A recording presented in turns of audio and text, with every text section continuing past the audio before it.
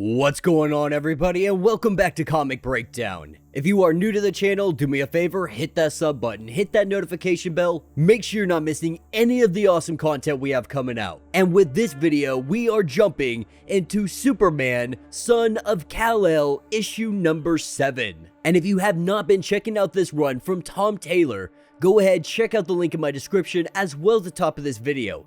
It will get you completely caught up on everything going on with Superman. Now, what we have seen transpire in this line is Superman taking a gigantic hit. With Jonathan taking the small amount of time to recover, he's ready to get back into this fight. Little does he know, something big is on the horizon. And Lex Luthor finally shows us his true intention. Be sure to buy the comics, support the industry, and with that being said, let's dive into this breakdown. Alright gang, so as we dive into this issue, we are picking up with a good majority of Metropolis. They are watching the truth. And the truth is letting it be known that the devastation this city is feeling right now, Superman, he couldn't save everyone, even though he tried. He tried with such great effort. But at the end of the day, the Gamora Corps coming in ruined everything.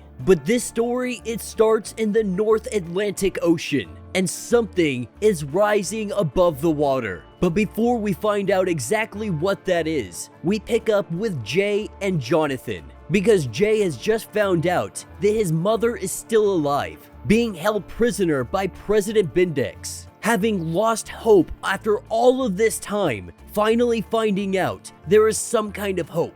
And Jonathan swears that he will do everything he can to help rescue her. But this is a conversation that they are going to finish later on, because right now, they are headed out to a very secret location. Out on the ocean, heading towards a fishing vessel, Jay gives Jonathan a mask to put over his head. And he has brought him here so he can offer him a job. This is the location of the truth. This is the resistance. This is the post-humans and humans alike who have come to fight against President Bindex. Some people would like to keep their identity a secret, and because of that, they have these masks and allow anybody to wear them. But it is completely your choice. Jonathan, obviously being Superman, he wants to hide his identity. Not only that, everyone here, they choose their own name, a code name that everyone will call them by, so that no one can ever actually figure out who they are. Now, Jay knows that he has another job, that job literally being Superman. But this is an opportunity for Jonathan to truly go out and experience life on his own, with him believing this is the best course of action. This resistance group against President Bindex, against his rule, it may be the best way to solve this problem and rescue people in the process. But in the midst of their conversation, this is when Superman, he detects something out in the ocean, telling Jay to get back to port and get everyone to safety. There is a giant monster headed directly for Metropolis, with President Bindex getting on the phone with Lex Luthor. And they are both detecting the Leviathan making its way towards the city. With Lex Luthor about to handle the situation, President Bindex wants to be the one to make this call. He wants to use this situation to introduce his Gamora Corps, only needing the assistance of Lex Luthor for his teleporter to move the post-humans to the location so they can get into this fight. This is what Lex Luthor has been doing. This is what he refers to as the rising beginning. It appears that Lex Luthor believes these post-humans may be the answer to getting rid of Superman, to getting rid of Batman, and having their own fighting force.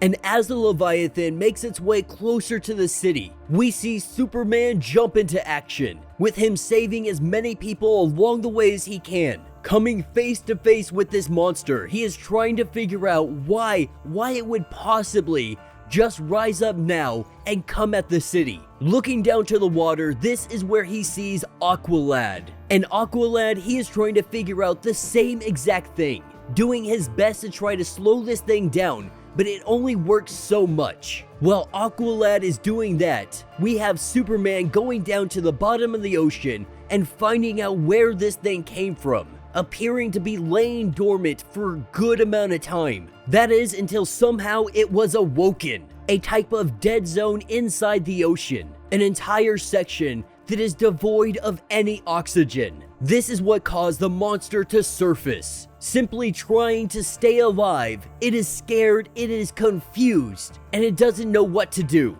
With Aqualad going down and checking out what is going on, he finds that the ocean floor is like a desert. There is not a single drop of life anywhere. Where there should be marine life, where there should be plant life, there is absolutely nothing. We can only assume this is Lex Luthor or President Bendex's fault. But what Superboy and Aqualad try to do, Superboy freezing the water in front of the monster, and Aqualad taking the current and pushing it away from the city. Doing this in an attempt that the monster will go along with the current. And at first, it seems like this is working. As the monster begins to turn around, this is where a laser beam comes out of left field. This is where everything goes sideways. This is where we have the arrival of the Gamora Corps. And these post-humans, they lay in everything they have.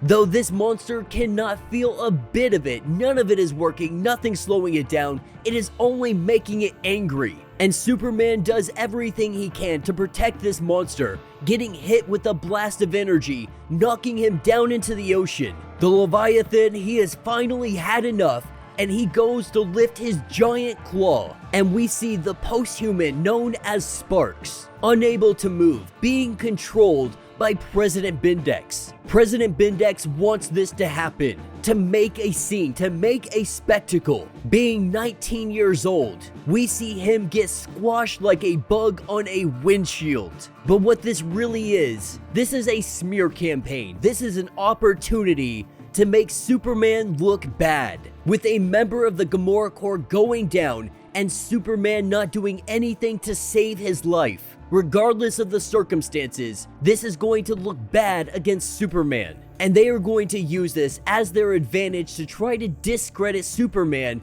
and everything he stands for. With the truth, the resistance doing everything they can, broadcasting out to the world, letting it be known this Superman cannot save everyone, no matter how hard he tries, no matter how strong, no matter how fast he is. And this is something he would learn by the end of the day. And that will be the end of this issue. So let me know what you guys think down in the comments. As we jump into this new story arc, or kind of a continuation, but a new story arc at the same time, we're seeing a little bit of these plots really start to unfold for us. In a couple issues ago, we saw Lex Luthor, he really was acting like he was going to befriend Superman, that he was going to befriend Jonathan and try to work together, saying that him and Clark had always got off on the wrong foot. Now Jonathan, he beat him in a game of chess, and we know Lex Luthor, he definitely let him win that. And that is because Lex is at a much bigger game. And that is undeniable with his friendship and new partnership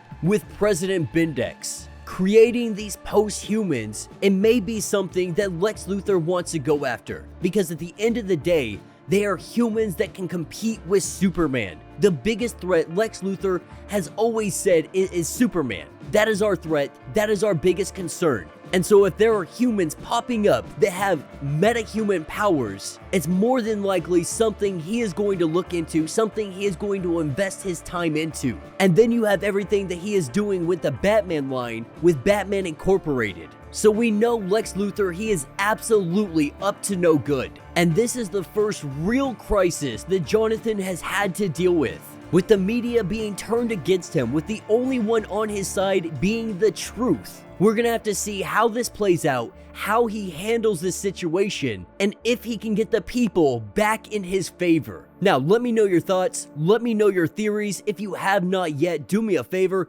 hit that sub button, hit that notification bell, make sure you're not missing any of the awesome content we have coming out, and until the next breakdown.